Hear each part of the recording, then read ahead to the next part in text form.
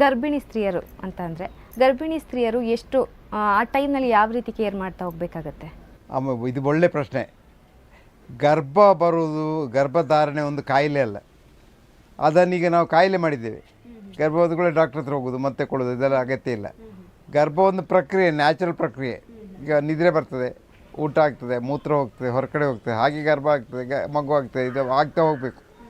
ಇದು ನ್ಯಾಚುರಲ್ ಪ್ರಕ್ರಿಯೆ, ಅದು ಒಂದು ಕಾಯಿಲೆ ಅಲ್ಲ. ಆದರೆ ಗರ್ಭ ಆದವಾಗ ಸ್ವಲ್ಪ ಜಾಗೃತಿ ಬೇಕು.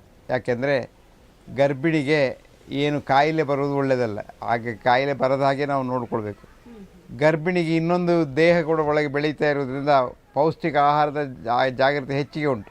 ಸ್ವಲ್ಪ ಹೆಚ್ಚಿಗೆ ಆಹಾರ ಬೇಕು, ಆದರೆ ಒಮ್ಮೆ ತಿನ್ನಲಿಕ್ಕೆ ಆಗೋದಿಲ್ಲ. ಹಾಗಾಗಿ ಪೌಷ್ಟಿಕ ಆಹಾರ ಕಡಿಮೆ ಪ್ರಮಾಣದಲ್ಲಿ ಆವಾಗ ತಿನ್ನಬೇಕಿಲ್ಲದೆ ಹೆಚ್ಚು ತಿಂದರೆ ಅದು ಹೊಟ್ಟೆದು ಉಬ್ಬರಿಸ್ತದೆ ಮತ್ತು ಕೂಡ. 2 ಮೂರನೇದು ಏನು ಅಂದರೆ ಗರ್ಭಿಣಿಗೆ ಔಷಧಿ ಕೊಡಬಾರ್ದು. ಇದು ಮುಖ್ಯ. ಯಾವ ಥರದ ಔಷಧಿ ಕೂಡ ಗರ್ಭಿಣಿಗೆ ಒಳ್ಳೆಯದಲ್ಲ. ಈವನ್ ವಿಟಮಿನ್ಸ್ ಒಳ್ಳೆಯದಲ್ಲ. ಆಹಾರದಲ್ಲಿಯೇ ಅದನ್ನು ಸರಿ ಬರುವಾಗೇನು ಮಾಡಬೇಕು.